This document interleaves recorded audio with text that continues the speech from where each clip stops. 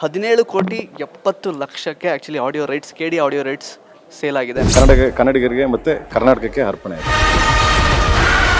But ಎಲ್ಲೋ ಒಂದು ಕಡೆ ಜನಗಳು ಹೊಸಬ್ರು ನೋಡೋಕೆ ಇಷ್ಟಪಡ್ತಾ ಇಲ್ಲ ಅನ್ನುವಂತಹ ಮಾತು ಇದೆ. ಇನ್ನೊಬ್ಬರನ್ನ ದೂಷಿಸೋಕ್ಕಿಂತ ನಾವು ಕಂಟೆಂಟ್ನ ಸ್ಟ್ರಾಂಗ್ ಮಾಡ್ಕೊಂಡು ಸಿನಿಮಾ ಮಾಡೋದು ಒಳ್ಳೇದು ಅಂತ ನನ್ನ ಭಾವನೆ. ಬಿಟ್ಟರೆ ಬೇರೆ ಯಾವುದು ಇನ್ನೊಬ್ಬರ ಬಗ್ಗೆ ಯಾಕೆ ಹೇಳ್ಬೇಕು? ನಾವು ಊಟ ಮಾಡಬೇಕಾದ್ರೆ ಎಷ್ಟು ಊಟ ಮಾಡಬೇಕು ಅಂತ ನಂಗೆ ಗೊತ್ತಿದೆ, ಅಷ್ಟೇ ಊಟ ಮಾಡೋದು. ಆಡಿಯನ್ಸ್ ಏನು ಇಷ್ಟಪಡ್ತಾರೆ ಅದ್ರ ಪ್ರಕಾರ ನಾವು ಹೋಗ್ತೀವಿ. ಅವ್ರಿಗೆ ತುಂಬ ಇಷ್ಟ ಆದರೆ ಸಖತ ಮಾಡ್ದ ಅಂತಾರೆ, ಇಲ್ಲ ಅಂದರೆ ಬಳಿ ಮಗ ಹಾಳು ಮಾಡ್ದ ಅಂತಾರೆ. Sir firstly congratulation sir. 17,70,00,000ಕ್ಕೆ actually audio rights KD audio rights sale ಆಗಿದೆ. ಸೊ ಎಷ್ಟು ಖುಷಿ ಇದೆ ಸರ್ ನಿಮಗೆ ಅಂತ?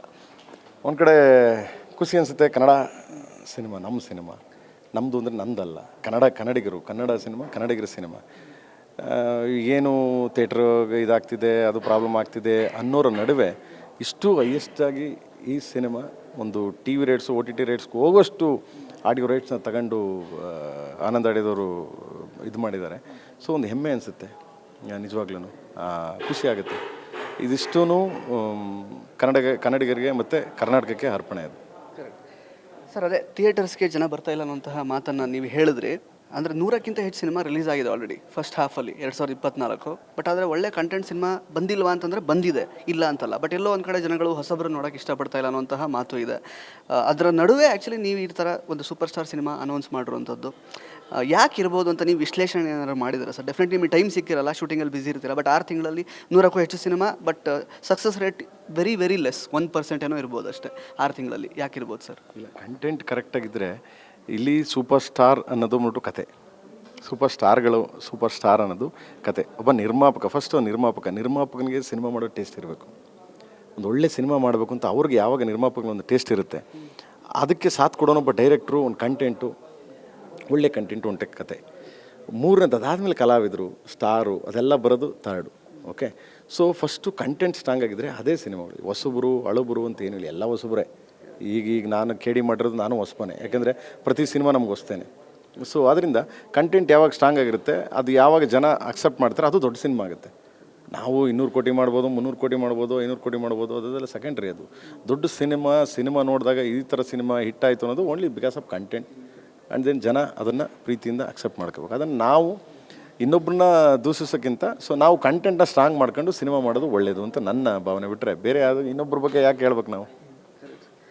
ಸರ್ ಪ್ರೇಮ್ಸ್ ಅಂದ ತಕ್ಷಣ ನಮಗೆ ಬರುವಂಥದ್ದು ಕ್ರಿಯೇಟಿವಿಟಿ, ಹಣದ ಹರಿವು, ಪ್ಲಸ್ ಸಾಕಷ್ಟು ಲೈಕ್ ಸೂಪರ್ ಸ್ಟಾರ್ ಆ್ಯಕ್ಟರ್ಸ್ಗಳನ್ನು ತಮ್ಮ ಸಿನಿಮಾಗಳಲ್ಲಿ ತೊಡಗಿಸ್ಕೊಳ್ಳುವಂಥದ್ದು. ಸೊ ಆ ರೀತಿ ಅಲ್ಲ, ಅಂದರೆ ಮಾರ್ಕೆಟಿಂಗ್ ಅಂತಂದರೆ ನೀವು ಮಾಸ್ಟರ್ ಮೈಂಡ್ ಅಂತಲೇ ಹೇಳ್ಬೋದು. ಸೊ ಹೆಂಗೆ ಸರ್ ಈ ಒಂದು ಕೌಶಲ್ಯವನ್ನು ಹೆಂಗೆ ಕಲ್ತ್ರಿ ನೀವು, ಮಾರ್ಕೆಟಿಂಗ್ ಕೌಶಲ್ಯವನ್ನು ಅಂತ? ನಾನು ಊಟ ಮಾಡಬೇಕಾದ್ರೆ ಎಷ್ಟು ಊಟ ಮಾಡಬೇಕು ಅಂತ ನಂಗೆ ಗೊತ್ತಿದೆ, ಅಷ್ಟೇ ಊಟ ಮಾಡೋದು ನಾನು.